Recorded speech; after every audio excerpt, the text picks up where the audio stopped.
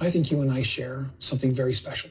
But if it's not duplicatable, it could put us at risk. And there is something you gotta think about that. Come on, there's something wonderful here, right here. Well, yeah, there is. Why wouldn't we put that at risk? Yeah, you're right. For anything other than a guarantee. And that's the only reason. It's not possible. Why would we put that at risk? Anything other than in my brain, there's something I want maybe more than you do. Sit here in this moment with this truth we have. I couldn't find that with them anymore. Not even Janelle. The dinner conversation just surfaced, and it's completely shocking.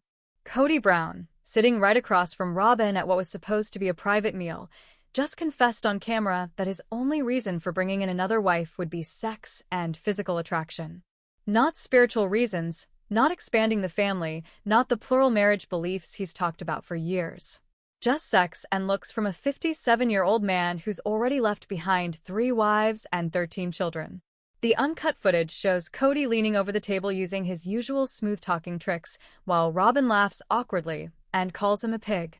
But here's what makes this talk so jaw-dropping. This isn't some private moment caught accidentally. This is a planned scene where both of them knew they were being filmed.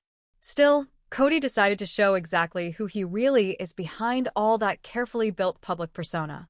For years, Kody has been telling red carpet reporters that he's completely happy with just Robyn. He's insisted that women have reached out to him wanting him to change his ways first, brushing off any real interest in plural marriage. He's made himself look like the content monogamist who finally found his perfect match after the messy splits from Christine, Janelle, and Mary. But this dinner talk proves that story is total lies. What we're watching is a man falling apart, tired of his current life and desperately trying to feel young again through the only thing he gets, sexual wins and trophy wives. And Robyn, even after calling him a pig, is going along with the mind games, asking for promises about bringing another woman into their already messed-up relationship. The timing of this bombshell couldn't be more obvious. Just when Sister Wives fans thought they figured out the Brown family drama, Kody shows his real reasons. This isn't about love, family, or faith. This is about a middle-aged man's sexual needs and his craving for constant attention from attractive women. The question every fan should be wondering is straightforward. How did things get this bad? And what does this mean for the woman sitting right there, laughing nervously while her husband basically tells her she's not good enough anymore? Look back through years of Kody's public statements about monogamous happiness, and here we are watching him chase the exact thing he said he didn't want anymore. The double standard is mind-blowing. This man spent whole seasons telling fans he was finished with plural marriage, that his connection with Robyn was so amazing and special that he couldn't picture needing anyone else. He presented himself as the changed polygamist who'd figured out that quality beat quantity. But the new season story shows something totally different. Behind closed doors, Kody has been talking to women online, actively chatting through emails and websites, basically hunting for wife number 5, while publicly acting like the loyal husband. The mental gymnastics would be funny if it weren't so planned out. Think about this dinner moment for a second. After years of telling America he's happy with one wife, Kody sits across from Robyn, the woman he supposedly picked above everyone else, and casually mentions adding another woman to their marriage. Not because he's had some spiritual awakening about plural marriage, not because he feels meant to grow their family, but because, in his own words, he's worried about whether or not having one wife would be enough for him. This is where Kody's mind games become totally obvious. He's set up a mental trap for Robyn where she has to prove she's good enough while also accepting that she might not be. He's making her help plan her own replacement by calling it a talk about their relationship instead of admitting he's looking around. The whole thing is especially mean because Robyn has spent 15 years thinking she won the biggest prize. She was the 4th wife who became the only wife. She outlasted Christine's fighting back, Janelle's independence, and Mary's emotional walls. She played the game better than anyone, locking down her spot as the favorite, the chosen one, the wife worth keeping. But now, sitting at this dinner table, she's finding out that even winning Kody's game doesn't promise safety. The rules keep changing, and the man across from her is already eyeing his next target while asking her to help him find it. Kody Brown has turned mind games into an art, and this dinner talk is a perfect example of emotional abuse dressed up as personal conversation. Watch how he builds his mental traps. First, he tells Robyn they have something amazing right here. While at the same time questioning whether one wife will be enough for him, he's making her feel both special and not good enough, chosen and replaceable. The head game technique is straight from the playbook.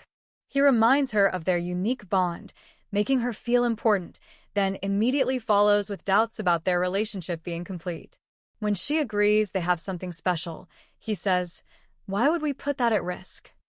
But here's the manipulation. He's the one suggesting they risk it by adding another woman. He's creating the danger while acting like he's protecting what they have. Then comes the really nasty part. After making her feel safe about their connection, he drops the bomb. "There's something I want maybe more than you do." When pushed, he admits he's talking about sex, basically telling his wife of 15 years that she's not meeting his needs and he's thinking about other options. The message is obvious. If you can't give me what I want, I'll find someone who can. This is the same double talk he used with Christine, Janelle, and Mary. He would tell each wife she was special while making her fight for his attention. He'd create problems, then act like the solution. He'd make them feel insecure, then offer love only if they performed well. Every woman who's ever dealt with a controlling partner will spot these tricks immediately. Robyn's answers show she's been trained to accept this treatment. When he says he's thought about leaving her, she doesn't get angry or demand better. Instead, she says sorry and asks him to accept her as a monogamist. She's been taught to take blame for his wandering eyes and to beg for basic commitment that should be freely given. The really sick part is how Kody talks about his sexual wants. He's not discussing intimacy or connection. He's talking about physical satisfaction and looks. At 57, he's reducing potential relationships to their most shallow parts while expecting his current wife to help him search for younger, prettier options. This isn't about plural marriage beliefs or growing the family. This is about a middle-aged man's ego and sex drive being more important than everyone else's feelings. Then the talk gets even darker and Kody drops all pretense of spiritual reasons or family values. When Robyn tries to change the subject from sex, he pushes harder with brutal honesty.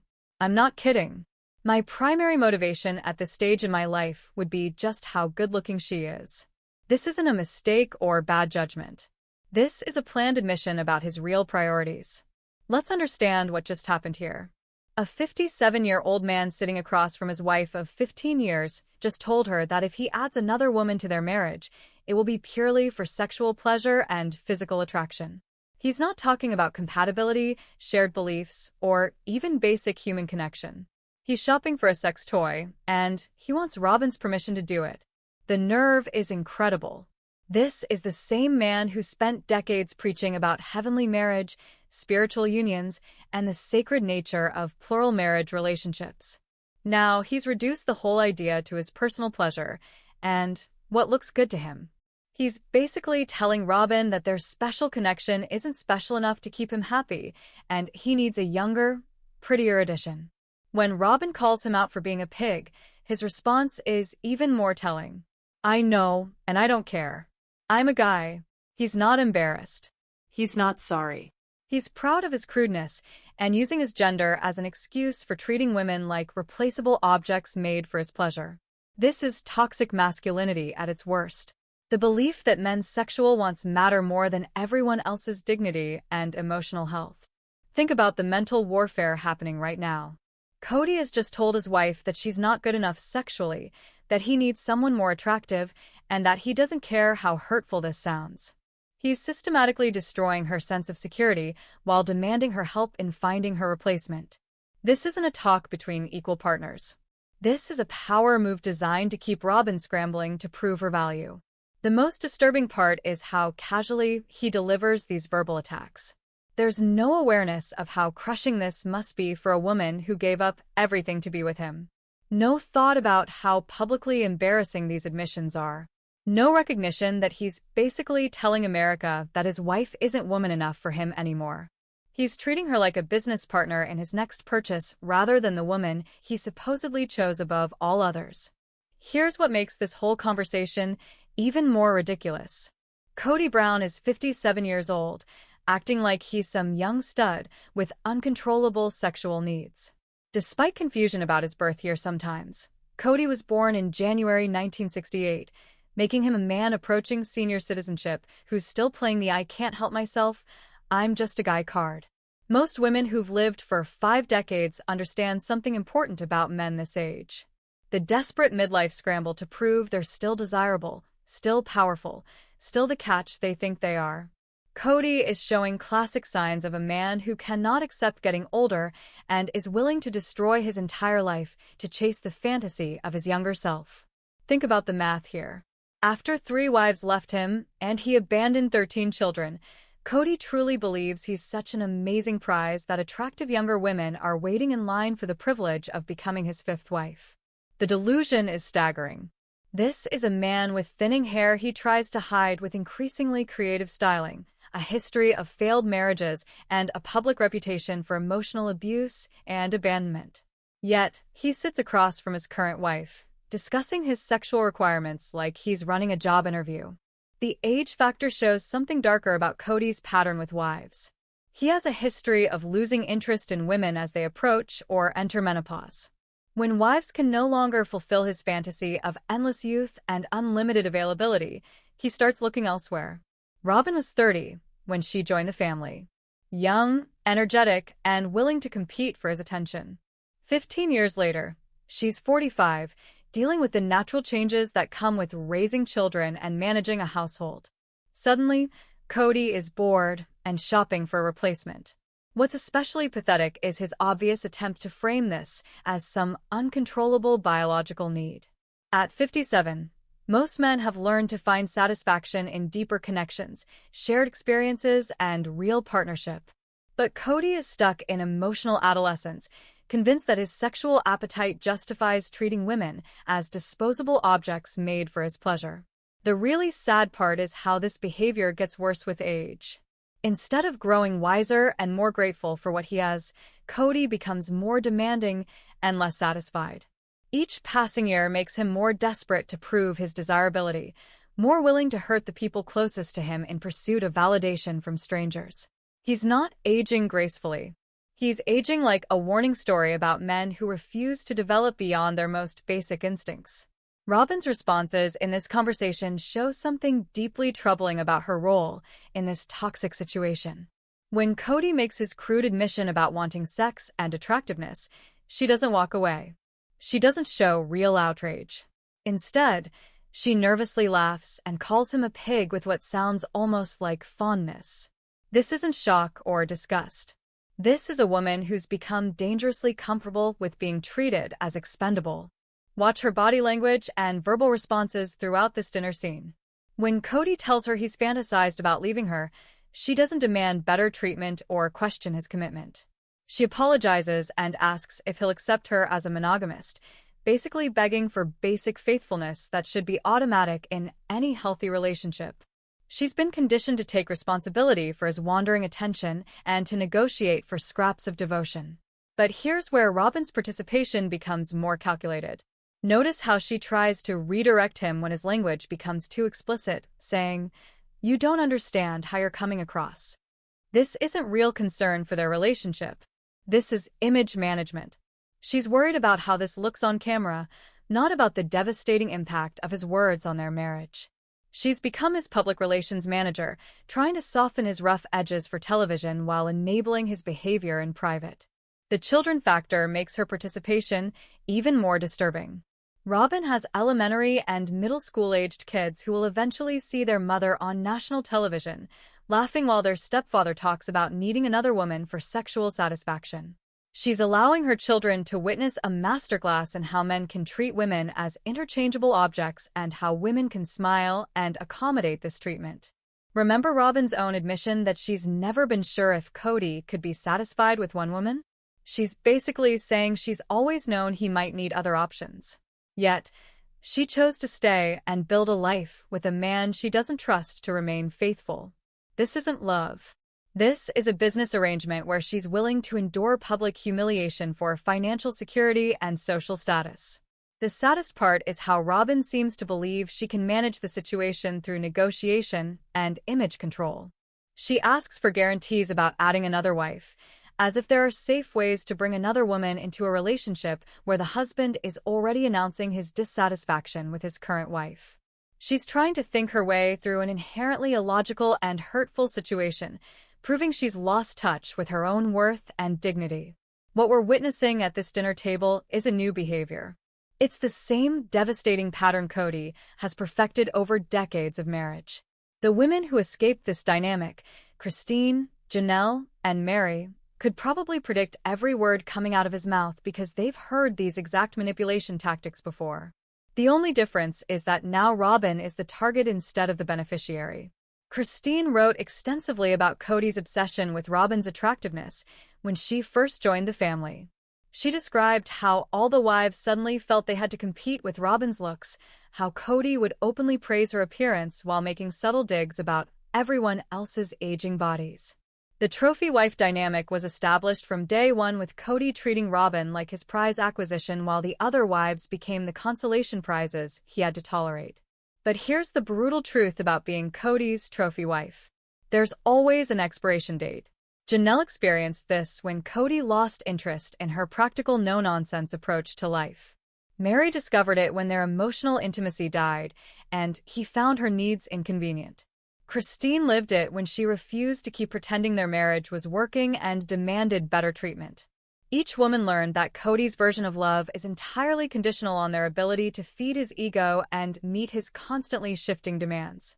The pattern is sickeningly predictable. First, he love bombs the new target, making her feel like the most special woman in the world. Then, he uses that special status to create competition among his wives, pitting them against each other for his attention. As the favored wife ages or begins asserting her own needs, he starts withdrawing affection and creating doubt about their connection. Finally, he either discards them entirely or begins shopping for their replacement while making them complicit in the process. What makes this pattern particularly cruel is how Kody rewrites history to justify his behavior.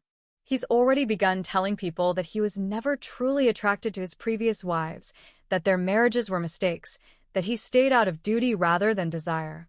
Watch how he'll eventually do the same thing to Robyn, claiming he was never really satisfied with her, that she trapped him somehow, that his current pursuit of other women is actually a return to his authentic self.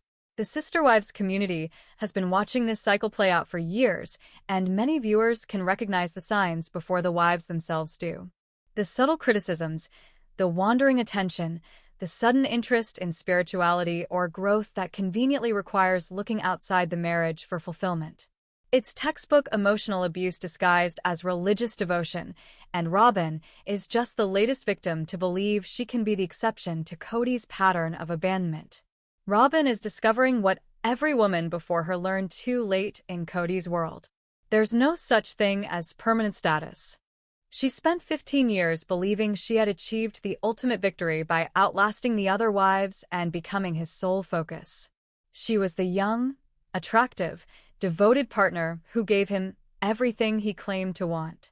But now she's facing the harsh reality that even winning Kody's game doesn't guarantee long-term security. The trophy wife cycle is brutally predictable.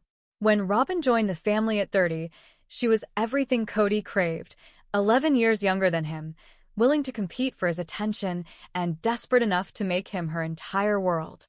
She played the game perfectly, positioning herself as the understanding wife, while the others struggled with jealousy and resentment. She got her reward when the other marriages imploded, and she became the only wife standing. But here's what Robyn didn't understand about her victory. It was always temporary. Kody doesn't want a wife. He wants a constant stream of validation from women who see him as their ultimate prize. Once a woman settles into the security of being chosen, once she stops competing and starts expecting basic respect and fidelity, she becomes less interesting to him. The chase is over, and Kody lives for the chase. Now at 45, Robyn is experiencing what Christine, Janelle, and Mary lived through before her.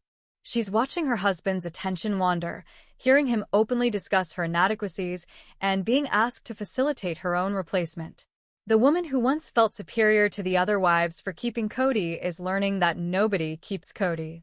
He just moves on when someone stops feeding his ego the way he demands.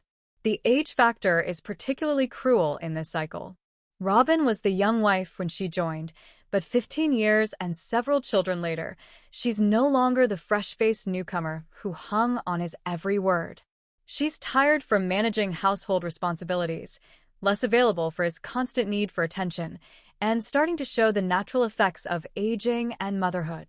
In Kody's twisted value system, these are flaws rather than the natural progression of life and partnership. What's most devastating is how Robyn is now being asked to participate in selecting her own replacement. Kody wants her approval for adding a younger, more attractive wife, essentially asking her to help him upgrade to a newer model. The woman who once felt victorious for being chosen above the others is now being demoted to recruitment officer for her husband's next obsession. The cycle continues, and Robyn has moved from prize to stepping stone in Kody's never-ending quest for validation through conquest. This dinner conversation is giving viewers an unprecedented look into how Kody Brown actually operates when he thinks nobody important is watching. Yes, the cameras are rolling, but this is clearly a man who believes his audience will either excuse his behavior or find it entertaining rather than disturbing. What we're seeing is the real Kody, the one his children and former wives have described in private moments. Notice how comfortable he is with his crudeness. When Robyn tries to soften his language by suggesting he doesn't understand how he sounds, his response is chilling. "I know, and I don't care. I'm a guy." This is an accidental insensitivity. This is calculated disregard for how his words impact the woman sitting across from him.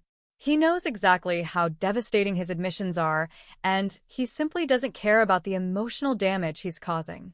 The children have previously mentioned Robyn making comments about saving certain conversations for the cameras or controlling the family narrative for television. Yet, here she is laughing nervously while her husband publicly humiliates her and announces his dissatisfaction with their marriage. Either she's lost control of the image management she once prided herself on, or she's decided that any storyline is better than no storyline when it comes to keeping those reality TV paychecks coming. What's particularly revealing is how normalized this dynamic has become between them. This isn't a one-time conversation. This is clearly an ongoing discussion about Kody's wandering attention and Robyn's attempts to manage it. She's asking for guarantees about adding another wife, like she's negotiating a business contract rather than discussing the sacred bonds of marriage. They've both reduced their relationship to a transactional arrangement where emotional intimacy has been replaced by strategic planning. The timing of these revelations is also telling. Kody spent months on red carpets telling entertainment reporters that he was perfectly happy with monogamy, that he wasn't seriously pursuing other women, that his relationship with Robyn was everything he needed. Meanwhile, behind the scenes, he was having these explicit conversations about sexual dissatisfaction and actively looking for wife number 5. The public Kody and the private Kody are completely different people, and this dinner scene proves which version is authentic. Perhaps most disturbing is how this conversation will impact their children, who are old enough to understand what their parents are discussing on national television. They'll see their mother laughing while their father talks about needing other women for sexual satisfaction. They'll watch their stepfather reduce marriage to physical attraction and sexual performance. This is the legacy Kody and Robyn are creating, teaching the next generation that love is conditional, commitment is negotiable, and women exist primarily for male satisfaction. The Sister Wives community is witnessing something unprecedented. The complete dismantling of any pretense that Kody Brown ever understood love, commitment, or basic human decency. For years, viewers watched him manipulate and abandon 3 wives while positioning himself as the misunderstood patriarch who just wanted to build a loving plural family. This dinner conversation has shattered that illusion entirely, revealing a man whose primary motivation has always been sexual conquest and ego validation. The reaction across social media platforms has been swift and brutal. Women who followed this family for over a decade are expressing everything from outrage to vindication.